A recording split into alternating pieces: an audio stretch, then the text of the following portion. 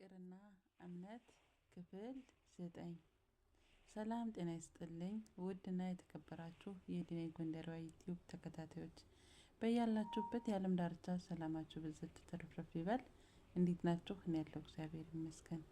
ዛሬ በክፍል 9 ይዤላችሁ መጥቻለሁ። ባለፈው ቪዲዮ በክፍል 8 አይተናል። ቪዲዮውን ወዳችሁትና ተመራችሁበት እንዳለፋችሁ እርግጠኛ ነኝ ማለት ነው። ምክንያቱም እኔን በጣም ብዙ ነገር ስላስተማረኝና ስላስደሰተኝ ማለት ነው። ውድ ቤተሰቦች አሁንም ደግሞ በክፍል 9 አብረን የምናይ ይሆናል። እስከ ቪዲዮ ፍጻሜ አብራችሁን ቆዩ። ቪዲዮውን ስታዩ እስከ መጨረሻው እዩ። ለዲኔ ጎንደሬዋ ዩቲዩብ አዲስ የሆናችሁ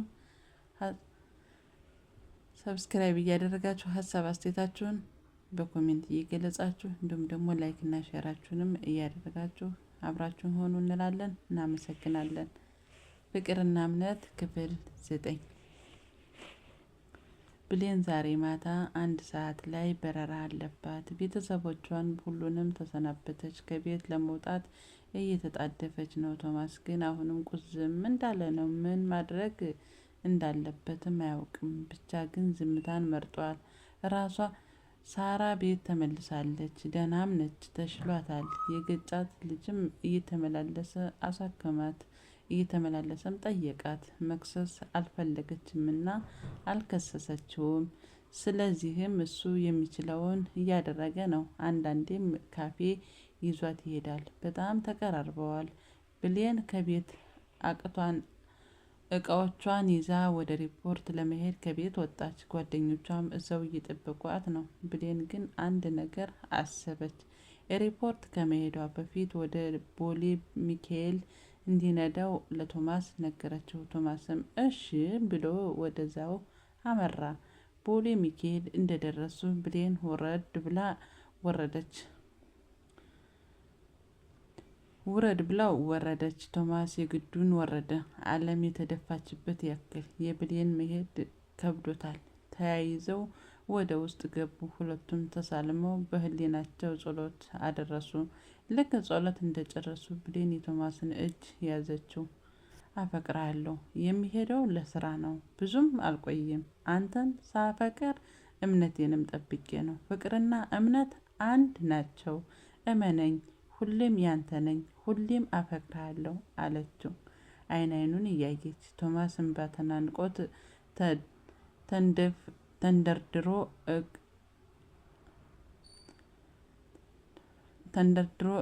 እሺ እናቴ አፈቅርሻለሁ፣ ራሽን ጠብቂ አላት እንባ እየተናነቀው።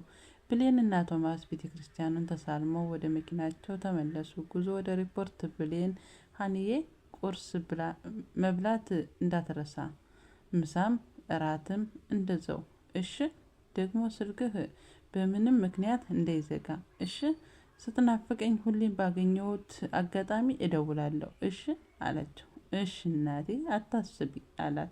አንዳንድ ነገሮችን እየተነጋገሩ ሪፖርት ደረሱ። እዛውም ሲደርሱ ጓደኞቿን ጠራቻቸውና አንድ ላይ ለመግባት ሻንጣቸውን አዘጋጁ። ሁሉም ቶማስን ቻው ብለውት መግባት ጀመሩ። ብሌንም ቶማስን አቅፈው ያልኩህን አድርግ እሺ፣ እኔ በቅርብ እመለሳለሁ አለችው። አንገቱን፣ ሁለቱንም አይኖቹን፣ ከንፈሮቹን፣ ጉንጩን ሳመችው። በመጨረሻም ግንባሩን ስማው አፈቅርሃለሁ አለችው። እኔም አፈቅርሻለሁ እናቴ፣ ራሽን ጠብቂ ብሏት ተለያዩ። ብሌንም ተለይተው ወደ ውስጥ ገባች። ቶማስ እጁን እያወለበለበ ውስጡ ባዶነት እየተሰማው በአይኑ እስክትሰወር ድረስ ሸኛት። ቶማስ ተመልሶ መኪናው ውስጥ ገባ። ወዴት ሊሄድ ብሎ አሰበ። ብቻ መኪናውን አስነስቶ ከሪፖርት ውስጥ ወጣ። ድንገት ሬዲዮ ሲከፍት የቦሌ ጎዳና ሽር የምንልበት እኔን መልሶኛል አንቺን ሸኝበት የሚለውን ዘፈን ተከፍቷል። በመበሳጨት ሬዲዮኑን ዘጋው። ዝም ብሎ ወደ ቤቱ ሄደ። እየፈራ በሩን ከፍቶ ገባ። ረጭ ብሏል። ያስፈራል። ዝም ብሎ ወደ መኝታ ክፍል ገብቶ ከነ ልብሱ ጫማውን ብቻ አውልቆ ጥቅልል ብሎ ተኛ። ፍቅርና እምነት የመጨረሻው ክፍል ከዚህ ቀጥሎ ይጀምራል። ቪዲዮን ከወደዳችሁት ላይክ እና ሼር እያደረጋችሁ በቀጣይ ቪዲዮ ማለትም በመጨረሻው በክፍል 10 እንገናኛለን። ይህን ቪዲዮ ላይክ እና ሼር ማድረጋችሁን እንዳትረሱ። በእርግጠኝነት ተምራችሁበታል፣ ተዝናንታችሁበታል። ፍቅርና እምነት ፍቅር እውነተኛ ፍቅር ምን እንደሆነም ተምራችሁበታል ብዬ አስባለሁ። እኔ ከልቤ ነው የተማርኩበት።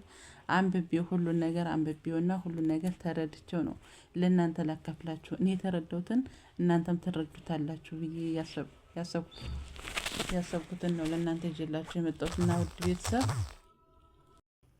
ቤተሰቦቼ ቪዲዮን ከወደዳችሁት ላይክ እና ሼር እያደረጋችሁ ለሌሎች እንዲደርስም አድርጉ። በነገራችን ላይ እርስ በራሳችን ማደግ ከፈለግን እኛው እርስ በራሳችን መረዳዳት፣ ከልብም ከቅን መረዳዳት፣ መተጋገዝ፣ መዘያየር አለብን እና ገና ለገና ከፍ ያሉትም እኛን መተው ሊያሳድጉን አይችሉም።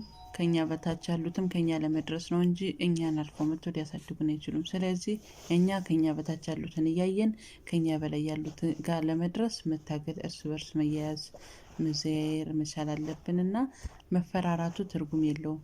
ቤተሰቦቼ ሰርተን ውጤታማ ለመሆን ከፈለግን እኛው ራሳችን ከራሴ ጀምሮ ቅን ማሰብ፣ ለሌሎች መርዳት፣ የሌሎችን ቪዲዮ መዘየር መቻል አለብንና ቤተሰብ ልብ ካሰበ ሁሉም ነገር ቀላል ነው። ስለዚህ በአጭር ጊዜ ውስጥ ውጤታችን የልፋታችን ውጤት የደከምንበትን እንቅልፋችን አተን መቼም በእርግጠኝነት ቁም ነገር ስነግራችሁ ማለት ነው ሁላችንም ያለነው በስደት ነው። በስደት ስንኖር ደግሞ ከስራ በጀርባ እንጂ ይህን ስራ እየሰራ ነው ያለነው። ማንም ሰው ስራዬ ብሎ ይህን ስራ ጊዜ ኑሮት ተመቻችቶለት የሚሰራ ሰው የለም። ጊዜያችን እያጣበብን ምናልባት የእረፍታችን ጊዜ የእንቅልፋችን ጊዜ በቃ ከዋናው ከቋሚ ስራችን በስተጀርባ ባለችን ትንሽ የራሳችን እረፍት ሸራርፈን ነው ይህን ስራ የምንሰራው እንጂ ማንም ሰው ተመችቶት የሚሰራ ሰው የለም። ስለዚህ ይህንን ስራ ደግሞ ባልተመቻቸ ሁኔታ አሁን እየሰራን ነው። ነገ በተመቻቸ ሁኔታ ለመስራት ዛሬ ላይ እርስ በርስ መያያዝ መቻል አለብን። ውጤታማ ልንሆን የምንችልበት ከራሳችን ጀምሮ ራሳችን ቅን ስንሆን ነውና ሁላችሁም ከቅን እንስብ፣ እንተጋገዝ፣ እንረዳዳ ነው የምለው ቤተሰብ። አይዞን እንግዲህ በሌላም ቪዲዮ እንገናኛለን። በክፍል 10 እስከምንገናኝ ቸር ሰንብቱ። ሁላችሁንም ከልብ ነው የማመሰግነው ስለምታበረታችሁ፣ ስለምትሰጡኝ ሀሳብ አስተያየት ሁላችሁንም ከልብ አመሰግናለሁ። በሌላም ቪዲዮ እስከምንገናኝ ቸር ሰንብቱ ውድ ቤተሰቦቼ። ቴንኪው ብያለሁ።